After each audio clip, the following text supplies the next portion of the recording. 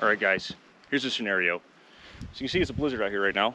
Imagine yourself, no power, let's say no vehicle for whatever reason, and you have no water immediately on your property. So no well, no way to access that. How do you gather water? Well, today I'm gonna go ahead and actually use myself as an example.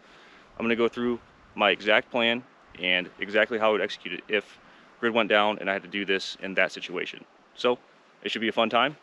I might fail, I might succeed. Stick around.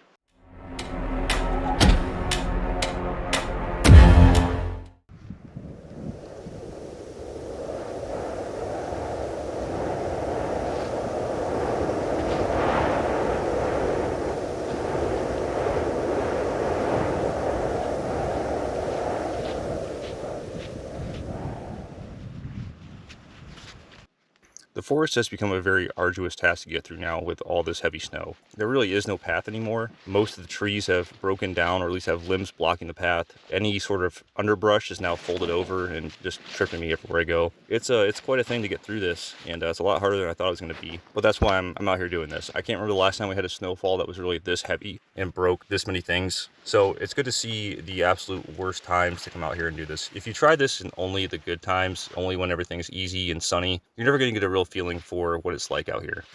So in shooting, we call that like the square range, right? The square range syndrome, where you're used to everything being flat, everything's easy, you know where the targets are. That's kind of what this equates to, is if you just hike on nature trails when it's sunny out, when it's nice out, when it's easy, you never actually understand what it's really like. So I'm doing this on top of melting snow in the house, and while melting snow in the house does work, it takes a very long time, and it takes a very large amount of snow to actually get 1 gallon of water. I believe the equation is 10 gallons of snow equal 1 gallon of water, and you also have to have your house warm enough to melt that snow. So if you guys only have electric heat, you guys don't have wood or some other way to heat your house, it's going to be very difficult for you to melt that snow down into actually drinking water.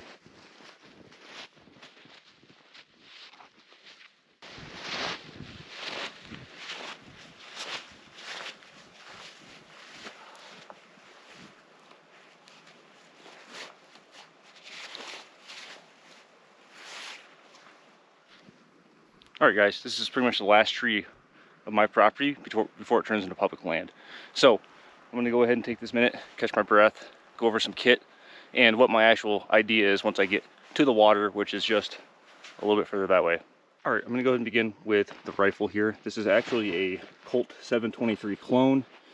It's got a mishmash of Bushmaster and Brownells on it, but it's kind of just represent the basic carbine that most people have. So carbine, Car 15 stock, A2 grip, A2 sights, which are now completely clogged with snow. I've camo wrapped this in some white and green cheap camo wrap from Amazon. Got an old Surefire on here, and very important, I have a muzzle cap. This is actually a shoot-through muzzle cap, so if you shoot, this will just explode and continue shooting. But as you can see from everything else on here, it is just completely inoperable. And if I did not have that muzzle cover on, and I walked through some of the snow, or I fell, or even just pushing through the snow, that can build up in here, and you might get a kaboom instead of a kabang. So, not a good thing.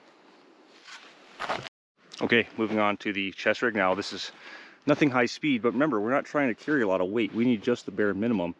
So, a very low amount of ammo, a shovel for snow, I have an IFAK, and I have, most importantly for this mission, a siphon.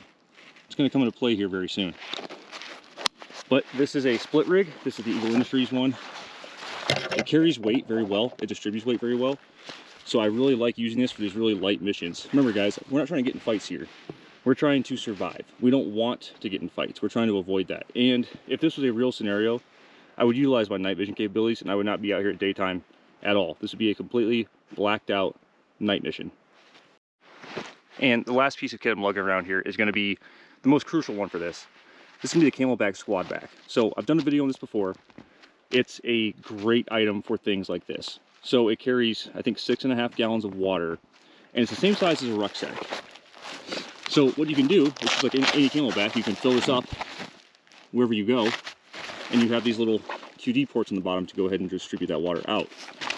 So this is kind of the crux of this mission. So my other options would be a sled with multiple jugs on it. That's going to be a lot heavier, a lot slower and gonna be a lot harder to break through some of the debris around here without being seen. That's another key too, is yes, I have access to easier ways to get here, but they all require me going down a road, and that's obviously going to be seen. And I'm kind of doing this in the absolute worst case scenario. So one of the big reasons why I'm doing this in this way is I want to go ahead and test this out in the absolute worst way. So worst way would be a blizzard with 12, 18 inches of snow on the ground, super hard to get through. You have a family at home that needs water, and possibly hostile environment. My area is pretty calm, and I think we all take care of ourselves very well. We all know each other. That's not like that for everyone. So you have to consider your area and thinking about ways to get around that, because you might have water, but there might be 10, 15 houses on the way there. Do you really want to be seen lugging it around in a possible worst case, Mad Max, crazy going on? No, you probably want to be as off the grid and as low profile as possible. Which is why I always recommend things at night, because night vision is the thing. And with night vision, you can get away with a lot more as far as movement goes. You can go ahead and make trips that you would just be spotted in broad daylight. Here, with night vision on, nah, you're good. You can maneuver as much as you need, and you can see people before they see you. That's a huge advantage. So I think as people who own tactical gear, I think we need to look at other options besides just door kicking and gunfighting. There's going to be a large amount of time where you're just trying to live, and if you're at home and you have no water or no food, that's going to matter a lot more to you than what pouch you have or what plate carrier you have. We need to find that middle ground and go from there, and actually apply ourselves in useful ways that'll help you survive. And I promise you, if you're one of those guys out there, I know you're out there, who's just going to go grab stuff from other people, you're in for a rude awakening very fast, and that is the wrong way to be, guys. You need to change that. It's going to get you killed real quick.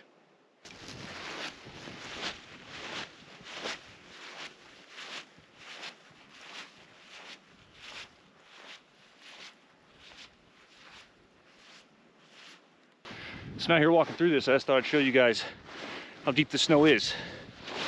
So I'm 6'1", and yeah, I'm not even at the ground yet. I definitely should have brought my snowshoes, so lessons learned there. I really wish I had a cameraman right about now. All right, almost there. Right behind me over here, that bend, small boat launch, and it's pretty much impossible to get there without going through someone else's property or the road. I'm going with the road.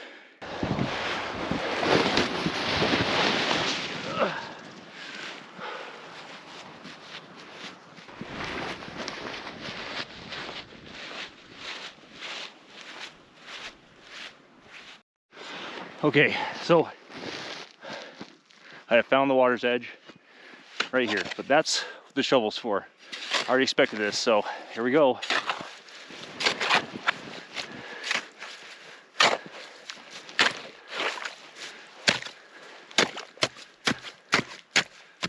Trying to find a way to easily draw water out of a frozen lake efficiently into a pack or a jug, it's pretty difficult. I can't really seem to find anything that's really perfect and fits that goal. So maybe cupping or scooping water might be a better solution, because every pump I've tried when it comes to these conditions has really let me down. But I'm going to keep looking, and I hope I find one. Okay, finished as far as I'm going. So how did that go? Absolutely horrible. Horrible. Pretty much the pump would just trickle water in, had nowhere near the amount of flow I was hoping it would have, even though I tried that in the house. So I actually used a shovel and scooped in the bulk of the water out of the little mushy pond I had there.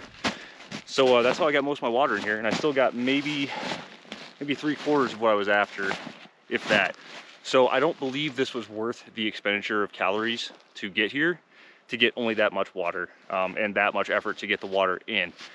This is also why I recommend doing this at nighttime, because I'm sitting out here with my back to the forest, my face to the pond, and I'm not looking around me. And I'm trying to focus on just simply getting this done, and it's taking way too long. So no go on that pump. I'm gonna try to give it something else a little later with a different style pump, and hopefully that has some better effects. Okay, so the way back is gonna be even worse. Now I'm carrying a heavy pack full of water, slush, ice, whatever it is. I'm gonna take it back. I'm gonna show you guys how to filter that out of here. Because remember, we just pulled this right out of a lake, and I'm still gonna have to filter this. But I have a really easy and quick way to demonstrate that for you with this squad bag here. So let the long walk begin. As soon as I hit this field, I really regret not bringing my snowshoes. And I think that once I hit this field, the snowshoe and the sled combination would have been a much better bet. So round 2, I'm definitely going to try sled and snowshoe combo. Well, I've made it through the field. I'm in the forest now, so almost home. Just thought I'd take a little break here. It's pretty exhausting work, even not going all that far. The snow, the clothes, the weight of the water now on my back, it definitely just ratchets up the difficulty of this. So I'd highly recommend you guys store water at your house, like I have a bunch of water stored, and have a solid plan and test that plan to go out and actually get more water, because this is becoming a very arduous expedition for maybe 4 gallons of water. So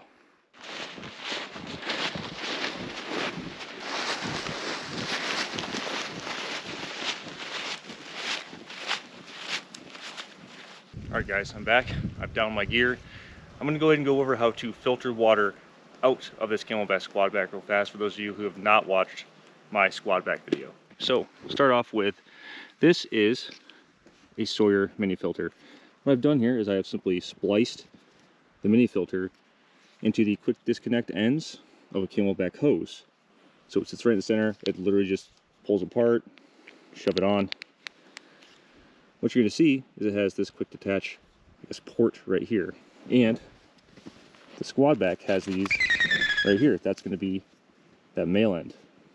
So all I'm going to do is going to attach it just like so. There's a little lever in here. Just going to flip that, and now I'm going to show you guys some water. Okay, getting a little better image of that filter going on here. So again, we have it attached up here. Lever is now on. And as you can see, that is filtered water running out of the squad bag. Now it's very slow. If you're in a house, you know, there's probably faster ways to do this. But this is a way you can passively let this hang here, drain out, and once it drains, that water is going to be good to drink. All right, so just going to go ahead and conclude the video. Hope you guys had fun watching me trudge through the snow, fall over a couple times. I think overall it was a great exercise. It definitely showed me some methods I should work on and different things to consider. I think that hose, the pump, the filter that thing's completely out. I'm gonna try to find a better way to fill this. That's what I'm doing out here, right? We're testing stuff out, we're seeing what works and what doesn't. Summertime, this method works absolutely no problem. But once you start incorporating things like blizzards, deep snow, freezing temperatures, things change. And we have to adapt with that, and we have to learn around that. So hope you guys had a good time. I'll see you all next time.